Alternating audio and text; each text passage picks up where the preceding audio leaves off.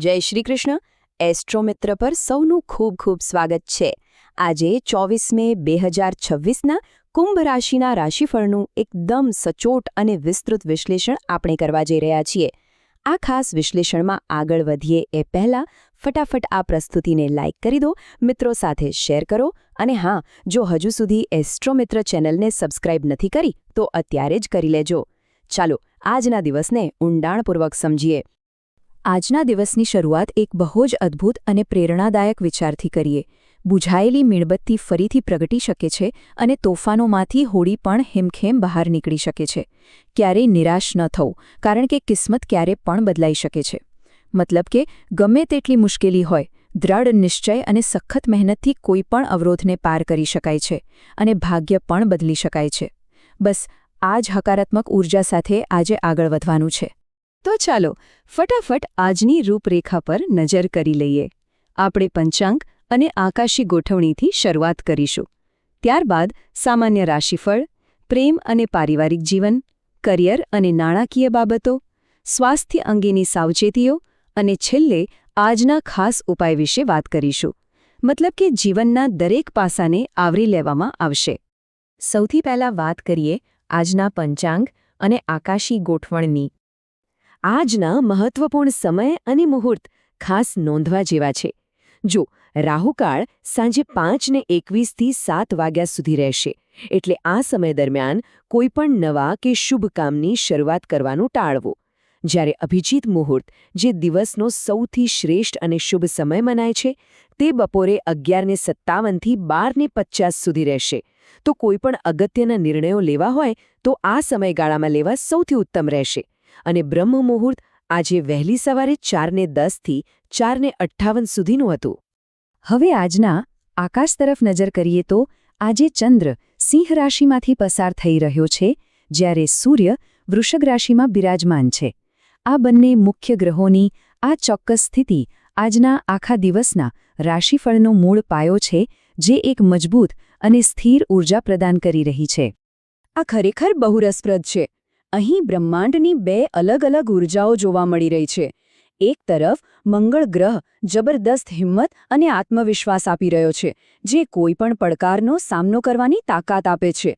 પરંતુ બરાબર બીજી બાજુ શનિદેવ ચેતવણી આપી રહ્યા છે કે બોલવામાં અને પૈસા ખર્ચવામાં ખૂબ જ સાવચેતી રાખવી પડશે. એટલે કે આજે એકદમ બેલેન્સ રાખીને ચાલવાનો દિવસ છે. હવે આ બધી ગ્રહોની વાતોની આપણા રોજિંદા જીવન પર શું અસર થશે? ચાલો સામાન્ય રાશિફળ તરફ આગળ વધીએ.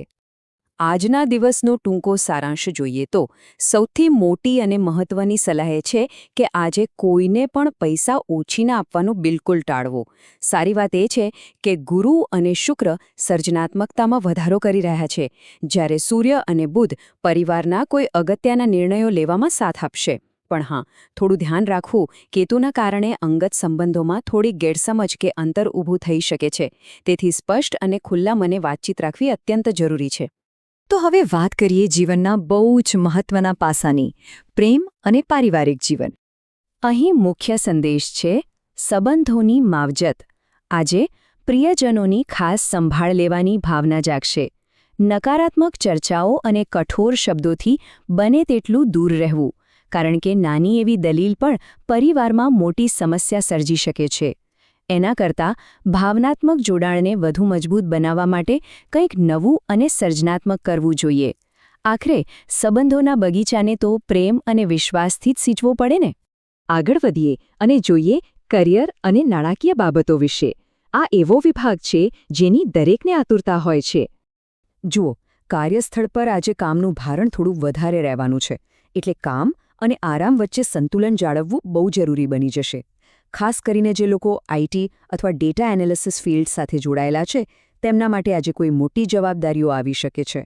ફ્રીલાન્સર્સ માટે નવા લોકો સાથે જોડાવાની અને નેટવર્કિંગની ઉત્તમ તકો ઊભી થશે. પણ અહીં એક ખાસ ચેતવણી છે. વર્કપ્લેસ પર પોતાની ભવિષ્યની યોજનાઓને એકદમ ગુપ્ત રાખવી. બની શકે કે કોઈ સહકર્મી એ વ્યૂહરચના લીક કરી દે, તો સાવચેત રહેવું. હવે સ્વાસ્થ્ય વિના તો બધું જ નકામું છે, ખરું ને? તો ચાલો સ્વાસ્થ્ય અંગેની સાવચેતીઓ પણ જોઈ લઈએ. આજે ખાસ કરીને ગરદન અને ખભામાં જકડાઈ જવા જેવી સમસ્યાઓ થઈ શકે છે. આનો સીધો અને સરળ ઉપાય એ છે કે આજનો દૈનિક સ્ક્રીન ટાઈમ ઓછો કરવો, મોબાઈલ કે લેપટોપથી થોડોક બ્રેક લેવો. રાત્રે કદાચ ઊંઘ મોડી આવવાની શક્યતાઓ છે અને ઘૂંટણ કે પગમાં થોડો દુખાવો પણ પરેશાન કરી શકે છે. આનાથી બચવા માટે દિવસ દરમિયાન હળવી સ્ટ્રેચિંગ કસરતો કરવી અને પૂરતું પાણી પીતા રહેવું બહુ જ ફાયદાકારક રહેશે. અને હવે આપણે આજના વિશ્લેષણના અંતિમ અને સૌથી મહત્વના પડાવ પર છીએ. આજનો ખાસ ઉપાય. ખરાબ નજર કે નકારાત્મક ઊર્જાથી બચવા માટે આ 4 સરળ પગલાં બરાબર સમજી લઈએ.